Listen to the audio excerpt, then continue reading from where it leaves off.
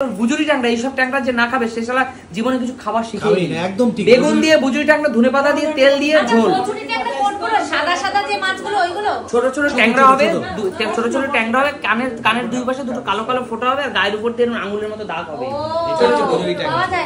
এবার যদি বলে বুজুরি ট্যাংরায় মাছ নেই, এক মিনিট, এবার যদি বলে কেউ বুজুরি ট্যাংরায় মাছ নেই, তখন কি বলবে? গরম ভাত, ধোয়া ওটা গরম ভাত, ধোয়া ওটা বেগুন দিয়ে বুজুরি ট্যাংরার ঝোল, তার সাথে যখন তুমি এক চামচ বুজুরি ট্যাংরা তোমার পাতে দেবে, বুজুরি ট্যাংরার সাইজ ছোট, গুনে দেবে না, 10-15টা উঠবে থালায়। ওর মুখের মধ্যে দিলে কিছু বেরোবে না ডাইরেক্ট। মাথাটা আমি বলি, আমি যেভাবে খাই বুজুরি ট্যাংরা যখন থালায় নেবা, বেগুন দিয়ে বুজুরি ট্যাংরা গুলো আলাদা বাজবা, বেচে মাথাটুকু ভেঙে রেখে দেবা পাশে, মাথা সব এক জায়গায় জমাবা, মাথা একবারে দেবো মুখে, তাই হ্যাঁ মাথাটা একবারে, আর যে মাথার নিচের অংশটা এক গ্লাস ভাত, একটা দুটো ট্যাংরা, এক গ্লাস ভাত একটা দুটো ট্যাংরা, যা ওখানেই শেষ। তার সাথে যদি গন্ধরাজ লেবু হয় দাদা, ভালো লাগবে না, মাছের টেস্টটা বুজুরি ট্যাংরা নিয়ম জানো না। এখন দাদা তার বলছি, বুজুরি ট্যাংরার একটা নিজস্ব স্বাদ আছে, সেইটা সেইটা ফিল করার জন্য লেবু দেওয়া যাবে। দরকার প্রথমে কিছু বুজুরি ট্যাংরা দিয়ে খেয়ে নেবে, লাস্টে গন্ধরাজ দেবো। গন্ধরাজ সাথে ডাল দিয়ে খাবে তুমি, কি গো? ঠিক আছে ভাই, এইসব বুজুরি ট্যাংরা ঝাল ঝাল হবে, হ্যাঁ ঝাল ঝাল হবে। আর কষ্ট করে প্রিয় তুমি দর্শক, মাংসের সাথে লেবু নাও, মাছের ঝোল লেবু নাও, ভালো লাগবে। এই বুজুরি ট্যাংরার মধ্যে নিলেই ট্যাংরার বড় হয়ে যাবে।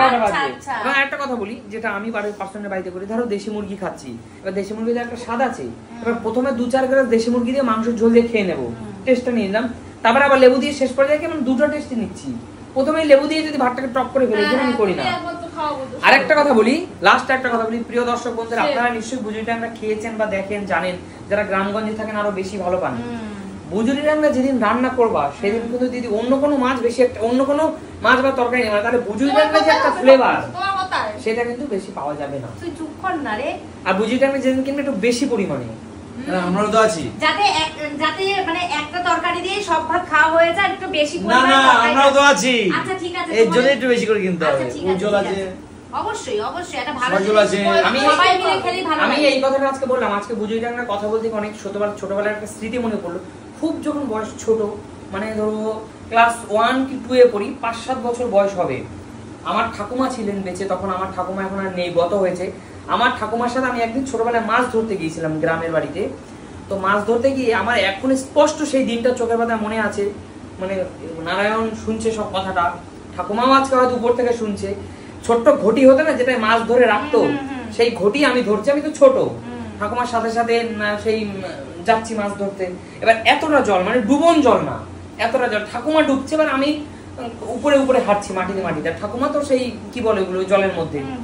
এবার এরকম একটা হয়, বাঁশের এরকম জল মারে, এরকম নাড়ালে মাছগুলো, হ্যাঁ মাছগুলো সব এগিয়ে যায়, এরকম তোলে, জলটা ছেকে যায়, মাছ উঠে যায়। ওই সেই শোলা বন হয় না একটা, মানে এরকম সেই হোগলা না, হোগলা টাইপের হয়, যে জলের নিচে থাকে, পাতা পাতা পাতা পাতা থাকে, কি বলে জলের নিচে পাতা পাতা, দেখা যায় জলের মধ্যে। না না কচুরি বানা না, ওই জলের ভিতরেই থাকে, ওটা জলের মধ্যে ওটা রাখবে, উপরে উঠবে না, উপরে উঠবে না, জলের মধ্যে। এবার দেখতে পাচ্ছি জলের মধ্যে ওটা আছে, যেই ঠাকুমা ওটা মারলো, মানে যে ওইটা ফেললো, বুজুরি ট্যাংরা 5-10টা করে একবার উঠছে। তো সেই দিন দেশি বুজুরি ট্যাংরা পুরো নদীর, এক ট্যাংরা তুলছিলাম, বুজুরি ট্যাংরা এত স্বাদ।